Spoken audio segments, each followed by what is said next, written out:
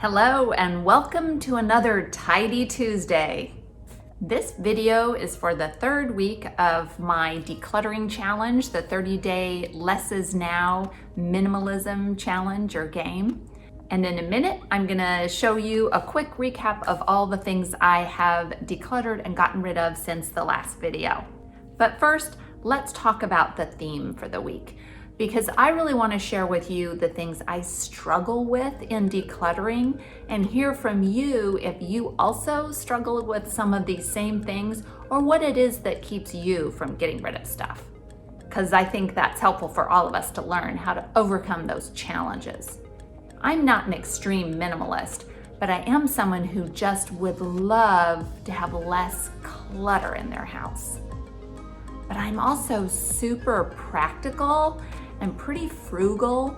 So one of my biggest issues is what I call the just in case I need it hang up, where I hold on to things because I think there might be some weird thing I would need to use it for in the future, and I just want to have it on hand just in case I need it. For example, what if I need to ship something and I gotta find a box that's just the right size to mail that? And that reasoning is why I end up with dozens of boxes of all sizes being kept in my home. That's craziness. There's a point at which you have to say, my house is not a warehouse for keeping all kinds of random things that I have a 1% chance or less of ever using again, or just excessive amounts of things. Let me give you a couple examples. This carpet scrap. Before we moved into this house 4 years ago, we had new carpet installed, and I've held on to this piece of carpeting thinking that there might be something I'm gonna use it for. I'm not. I haven't in 4 years. It needs to go. Here's another example. We get sent these address labels from charities, and that's great, and I do use them, but there are so many, and so it's just excessive. Like, I keep on keeping them, and then half the time I end up writing my return address on envelopes anyway. So this is just pointless. These things have got to go. Here's another big barrier that I have for decluttering, and it's guilt. I paid good money for this thing, therefore I need to get my money's worth out of it. Like this. This is a mini vacuum that you use in the office, like to clean out the dust in your computer keyboard. I bought this probably 15 years ago, and I maybe tried to use it once, and it doesn't really work that well. And there's better, more effective ways to clean your computer keyboard, and yet I've still held on to this thing. Sometimes too, I think there's a hang up of, well, I have space in a desk drawer to keep it, so I may as well just keep it there, just in case I ever need it. No, get it out of the back of that drawer, because you're not using it, you're never going to use it, and it doesn't matter how much money you paid for it, you're not using it. Get rid of it. As I've been doing this decluttering challenge again, I've revisited a book that I read the first time I went through a massive phase of decluttering, and that is the best-selling book, The Life-Changing Magic of Tidying Up by Marie Kondo. And this book had a lot of great tips in it and inspiration. Some of it was a little bit too over the top for me, but in general, I was really glad I read it and it was really helpful. And then my good friend Pat's at Madame Minima, she also recommended a book about minimalism that I could use in helping me with my decluttering efforts. And it is called Goodbye Things by Fumio Sasaki. And I am reading this, and it's also been great inspiration. Again, also, he is more extreme than me, so I'm not gonna be a carbon copy of what he's done, but a lot of the rationale of what he talks to is really helpful. So here's an example. He said, let go of the idea of someday. And that's why he's telling you to not keep all the empty cookie tins and Amazon boxes and things like that, because then you end up just living with a bunch of rubbish around you. And another thing that he talked about was that guilt that we feel for, I paid this much for it, therefore I've got to use it this number of times to get my money's worth. If you're not using it and if it's not adding value to your life, then you are better off mentally, physically, and financially just getting rid of it. If you remember my day 6 of decluttering from last week, you will see I had a collection of weird stuff that I kept for just in case, plastic bags and wooden boxes and things like that. So things like the carpet scraps fall into the same category. Don't think about someday and just in case. Think about what you are really ongoingly going to use and need and want to keep with you in your home. Now let's talk about another barrier that I have to decluttering. And honestly, it's linked to an issue I have with purchasing, which is sometimes, particularly when it comes to fashion, I get talked into buying things or influenced into buying things because it's what's in style this season, it's what people are wearing. And so I'll buy things that are just really not me. Case in point, these boyfriend jeans, these cropped boyfriend jeans that I bought, a couple years ago. I've had this experience with other things too, where I buy them because it's what's in the fashion ads or in the billboards or in the catalogs, and it's what people are wearing these days. But when I wear it, I feel like I'm wearing someone else's clothes. I never feel comfortable in it. It's just not me for whatever reason.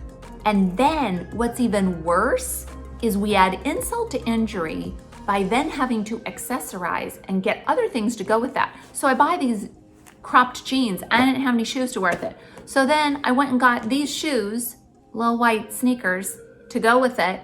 And these aren't me either. So I felt mildly ridiculous the whole time I wore these things, and I still have them. I don't know, 2-3 years later. So these things have got to go. They're still in great condition, and hopefully someone else will appreciate and use them after I have donated them and gotten rid of them out of my house. In the Minimalism documentary that was my inspiration for this series, The Minimalist Less Is Now, there were a couple quotes that Dave Ramsey said that I really enjoyed and made me think.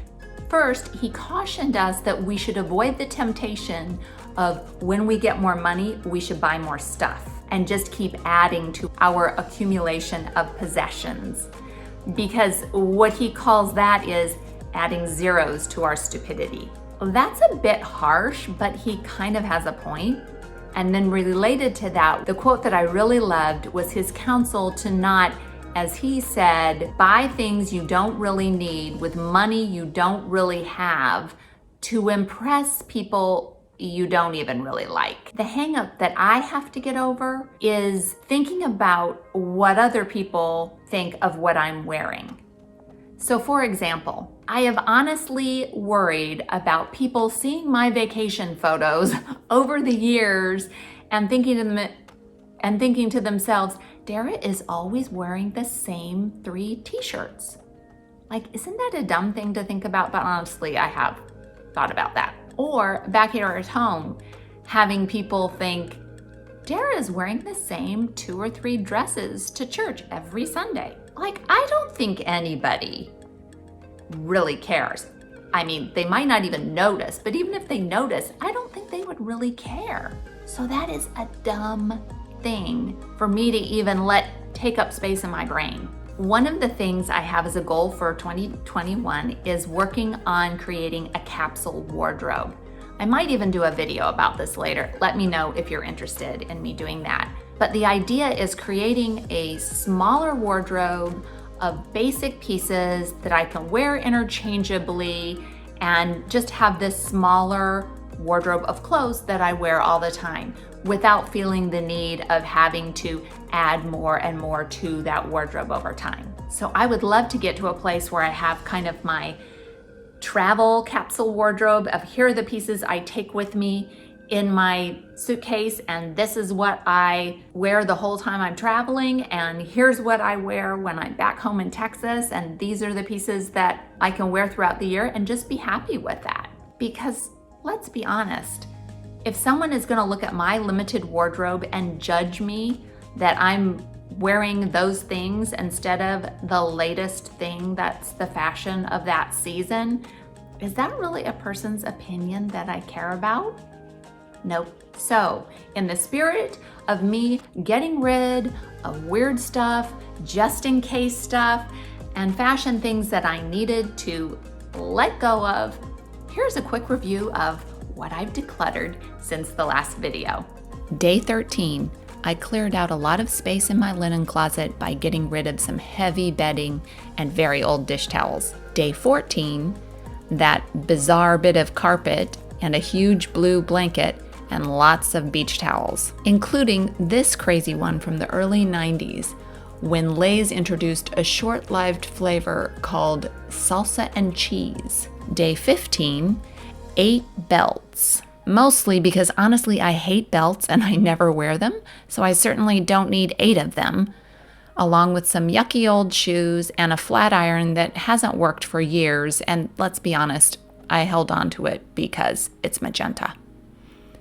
Day 16, address labels. Since I have a 10-year supply and continually get sent more, I figured I could let these 16 sheets of labels go.